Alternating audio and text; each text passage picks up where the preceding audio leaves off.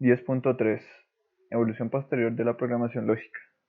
Durante los años 80 se siguió investigando intensamente en el paradigma lógico.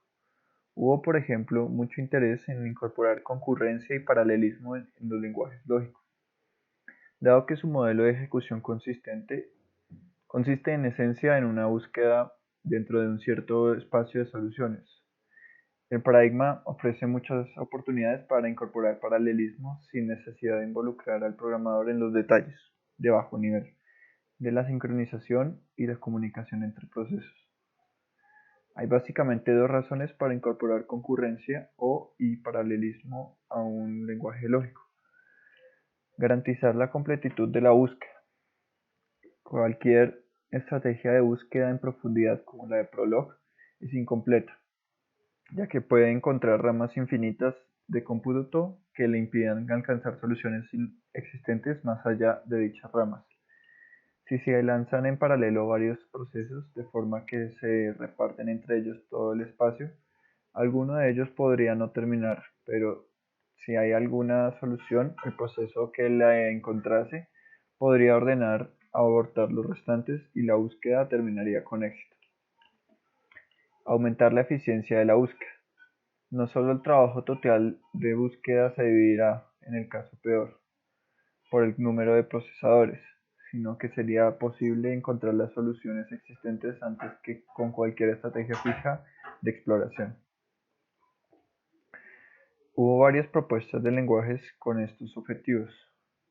Las más relevantes fueron Prolog concurrente, E. I. Shapiro, 1983, Parlock, K. L. Clark y S. Gregory, 1983, P. Prolog, R. Young y H. Aizo, 1986, y Guarded Orn Clauses, K. Ueda, 1986. Aunque se trata de lenguajes muy interesantes desde el punto de vista de la investigación, no podemos afirmar que su impacto en la comunidad de usuarios de la programación lógica haya sido significativo. Desde un punto de vista práctico, la innovación más relevante del paradigma lógico ha sido la incorporación de restricciones. Muchas veces en la historia de los algoritmos y de los lenguajes un cierto paradigma se encuentra en lo que podemos llamar estado latente, de forma que solo interesa a un reducido grupo de investigadores. De improviso, parece un nicho de problemas en el que el paradigma resulta ser a la vez cómodo y eficiente de usar. Es lo que los anglosajones llaman The Killer Application. 66. La traducción sería algo así como la aplicación irresistible. Pues bien, la programación lógica parece haber encontrado uno de esos nichos en su maridaje con la resolución de restricciones. Se trata de los llamados problemas de búsqueda combinatoria, algunos de los cuales fueron mencionados en el capítulo 4 al hablar de la NP-completitud. La programación lógica con restricciones, 67, en inglés Constraint Logic Programming, en adelante CLP, consigue especificar de forma muy concisa tales problemas y su técnica de implementación permiten podar de modo muy eficiente el espacio de búsqueda, de forma que los tiempos de ejecución resultantes son muy aceptables en la mayoría de los casos. Recordemos que los costes en el caso peor para este tipo de problemas son exponenciales. Vamos a detenernos brevemente en esta tecnología. En su formulación más general, un problema apto para CLP contiene los siguientes elementos. Primero, un conjunto de variables incógnita x sub 1 hasta x sub n. Segundo, un conjunto de dominios d sub 1 hasta d sub n en los que respectivamente toman valores dichas variables. Tercero, un conjunto de restricciones c sub i de x sub j1 hasta x sub jn y menor o igual a 1 menor a igual a i y menor o igual a m.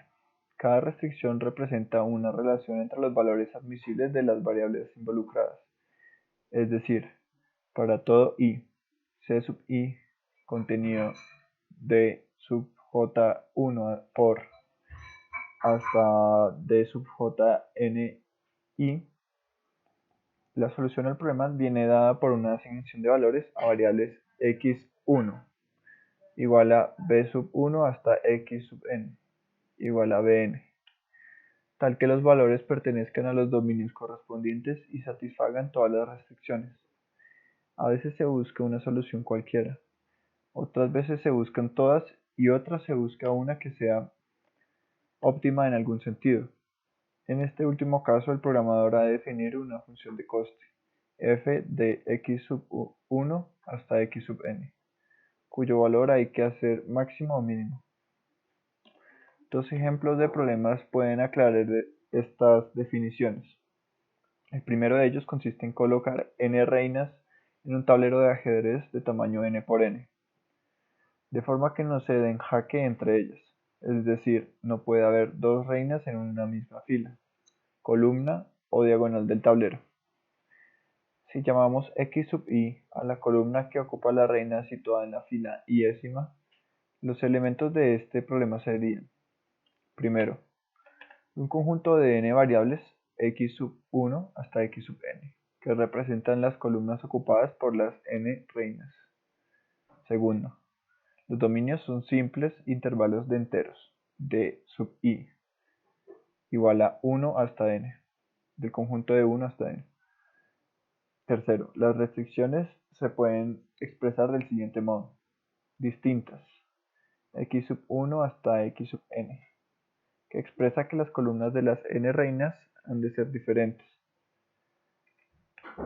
Absoluto de x sub i menos x sub j no es igual al absoluto de i menos j para todo par ij, y no igual a j de reinas, que expresa que las diagonales ocupadas por dos reinas cualesquiera han de ser distintas.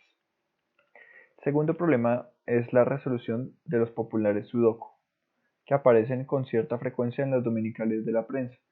Un sudoku es un cuadrilátero de 9 por 9 casillas, en algunas de las cuales hay situados dígitos que toman valores entre 1 y 9. El jugador ha de completar las casillas vacías con dígitos entre 1 y 9, de forma que, primero, no se repitan dígitos en ninguna fila. Segundo, no se repitan dígitos en ninguna columna. Tercero, no se repiten dígitos en ninguno de los 9 bloques de 3 por 3 casillas, en que puede subdividirse el cuadrilátero total. Si llamamos x sub ij al dígito que hemos de escribir en la casilla situada en la fila i, columna j, los elementos de este problema serían: primero, un conjunto de 9 por 9 variables x y j, algunas de las cuales tienen ya un valor prefijado en el sudoku concreto que hemos de resolver. Segundo, los dominios son intervalos de enteros d sub ij igual al conjunto de 1 hasta 9. Y tercero, las restricciones son 27 predicados distintos, x sub i1 j1 hasta x sub i9 j9, que expresan que las 9 variables de cada fila, columna y bloque han de ser distintas. Nótese que en ambos problemas el espacio de búsqueda es exponencial. En el primer caso hay n por n a la 9 asignaciones distintas posibles a las variables, mientras que en el segundo hay 9 a la 81 asignaciones posibles. La estrategia ingenua para resolver este tipo de problemas consiste en enumerar todas las posibles configuraciones y comprobar si alguna de ellas cumple todas las restricciones. Como es lógico, se obtendría un coste exponencial o superior. Una notable mejora son los algoritmos de vuelta atrás, desde el capítulo 4, en los que se construyen tuplas parciales x sub 1 hasta x sub j, que cumplen las restricciones para las variables involucradas. Si al añadir una variable x sub j más 1 más a la tupla con un cierto valor se viola alguna restricción, dicha tupla parcial no se completa y se ensaya un nuevo valor para x sub j más 1. Con ello se recorta bastante el espacio de búsqueda. Los algoritmos de resolución de restricciones suponen una mejora adicional sobre las técnicas de vuelta atrás, debido a que mantienen siempre las restricciones en la forma más simplificada posible y de forma que siempre sean satisfactibles. Tienen además diversas estrategias que les permiten ordenar las variables y la enumeración de valores de forma dinámica, buscando siempre podar al máximo los estados a explorar. En realidad, los problemas expresables mediante restricciones y los algoritmos de resolución de las mismas son anteriores a la programación lógica. Se cita el sistema Sketchpad de 1963, nombrado en la sección 8.2, como el primero que incorpora restricciones, que en ese caso eran de tipo geométrico.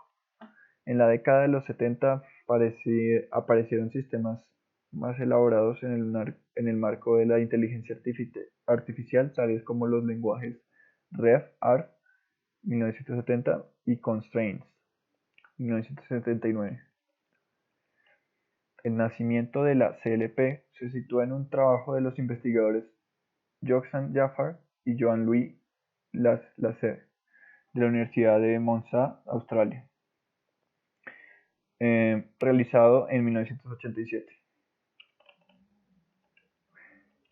Jaffar, J.L. Lasserre, Constraint Logic Programming, ACM Symposium on Principles of Programming Languages, páginas 111 a la 119, Múnich, enero 1987. Aunque una restricción puede considerarse una relación y por tanto podría ser expresada mediante predicado lógico, Jaffar y Lasserre mostraron que la incorporación de un mecanismo de resolución de restricciones a un lenguaje lógico era estrictamente más expresiva que un lenguaje lógico sin más. La razón es que la resolución de restricciones contempla todas ellas de forma simultánea y no como predicados individuales. Programas que no terminan si se expresa solo en predicados lo hacen cuando algunos o todos los predicados se convierten en restricciones. En 1988, varios investigadores del European Computer Industry Research Center, ubicado en Múnich, Alemania, desarrollaron el lenguaje lógico con restricciones CHIP, el cual permite restricciones sobre varios dominios: booleanos, números racionales y dominios finitos.